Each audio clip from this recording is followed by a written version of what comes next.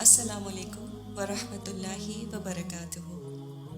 میرا اور میرے شوہر کا تعلق ایک ماڈرن لبرل بیک گراؤنڈ سے ہے، جہاں اسلام کی بنیادی نکات ہی مکمل اسلام سمجھا جاتا ہے، اور ظاہر ہے اس میں پردے اور حجاب کا تو سوال ہی نہیں پیدا ہوتا۔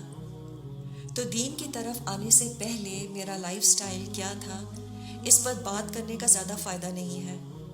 ہاں، بس یہ ضرور کہوں گی کہ اللہ نے ہدایت کے راستے پر ڈال کر بس مجھے ایک اور موقع دے دیا کہ میں اپنے آپ کو اور اپنے گھر والوں کو برے انجام سے بچانے کی ایک اور کوشش کر لوں۔ اس سفر کا آغاز اس بے چینی سے ہوا کہ اللہ نے ہر طرح کی نعمت سے مجھے نوازا ہوا ہے، شوہر، بچے، پیسہ، عزت۔ But what am I doing for Allah? There has to be more to life than having fun with friends and going on vacation. اس بے چینی میں خود سے قرآن پڑھنا چاہا، لیکن اس سے بے چینی کچھ اور ہی بڑھ گئی، کیونکہ بہت سی باتیں بظاہر عقل ہی نہیں مان رہی تھی۔ نساءکم حرث لکم فأتوا حرثکم انا شئتم، تمہاری بیویاں تمہاری کھیتیاں ہیں، بس تم اپنی کھیتیوں کو جہاں سے چاہو آؤ۔ Now what does that mean؟ سمجھ ہی نہیں آتا تھا۔ ان شارٹ، اللہ کی توفیق سے ایک قرآن کلاس جوائن کر لی۔ اس وقت میں اپنے سب چاہنے والوں کو ساتھ ساتھ ایک ڈسکلیمر بھی دے رہی تھی کہ میں بالکل اپنا حال حلیہ نہیں بدلوں گی، بس قرآن سمجھنا چاہتی ہوں۔ مجھے لگا کہ شاید اللہ نے میری دعا سن لی تھی، اور میری دعا یہی تھی، یا اللہ، I want to know what you have spoken to me about in your book. اور اللہ نے مجھے قرآن سے ان 2 سالوں میں ایسے گزارا کہ میری تو زندگی بدل کر رہ گئی۔ آئی اسٹل ریمبر، ہم سورہ بقرہ کی ایک آیت سے گزر رہے تھے، جہاں ابراہیم علیہ السلام نے اللہ سے اپنے آنے والی نسلوں کے لیے ایک دعا کی تھی، ربنا وجعلنا مسلمین لک ومن ذریاتنا امۃ مسلمۃ لک۔ اے ہمارے رب، ہمیں اپنا فرما بردار بنا دے اور ہماری اولاد میں سے بھی اپنا فرما بردار بنا۔ I think that was the turning point for me. بہت روئی کہ میرے بچوں کا کیا بنے گا، اور خیال آیا کہ اگر بچوں کو آگ سے بچانا ہے then I will have to move faster۔ وہ قرآن جس سے میں پڑھا کرتی تھی، اس پر ابھی بھی میرے آنسوں کے بلاچز موجود ہیں، and nothing is more precious to me than those tears, honestly۔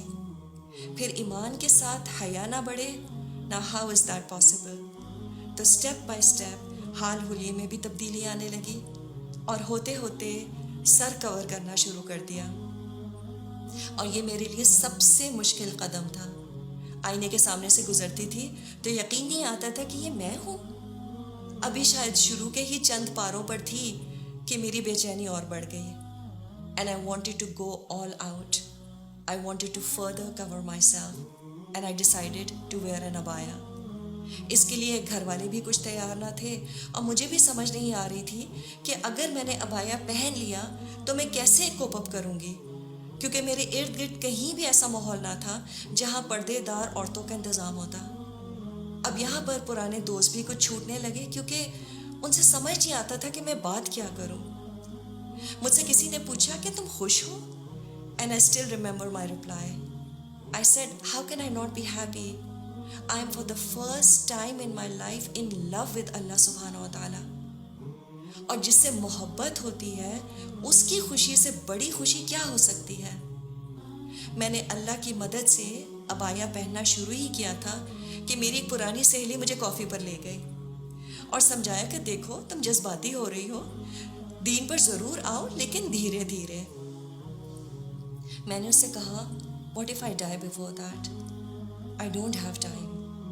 اور بجائے اس کے کہ میں پردے کی آیات کا انتظار کرتی، میں نے ایک رات رو رو کر گزاری اور اللہ سے دعا کی، یا اللہ، مجھے پتہ ہے یہ کلام برحق ہے اور اس کے سارے احکامات واضح ہیں۔ اس سے پہلے کہ میں کمزور پڑ جاؤں، مجھے توفیق دے کہ میں پورا شرعی پردہ کر لوں۔ صبح اٹھ کر اپنے شوہر سے جب ڈسکس کیا، اور یہ ایڈجسٹمنٹ ان کے لیے بھی بہت مشکل تھی، He wasn't prepared for such big and drastic changes in my life، لیکن اللہ ان کو بہترین اجر دے، انہوں نے میرا یہ حال دیکھ کر کہا، گو ہیڈ، اللہ مالک ہے۔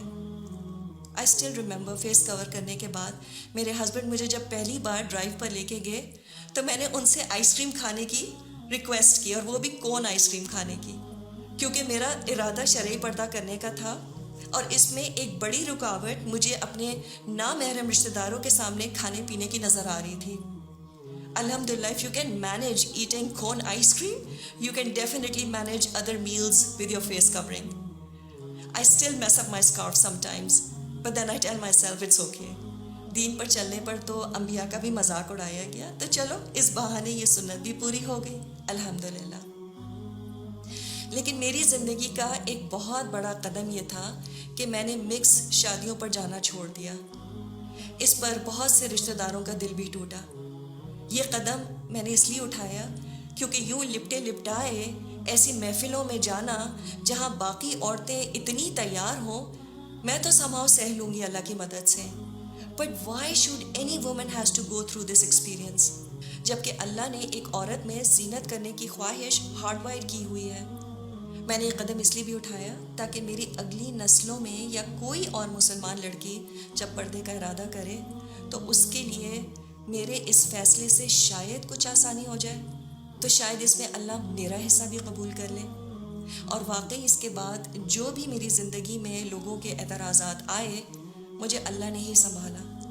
لیکن جیسے مریم علیہ السلام کو اللہ نے شدید تکلیف میں کھجور کے تنے کو ہلانے کو کہا تھا، اللہ ہمیں بھی آزماتا ہے۔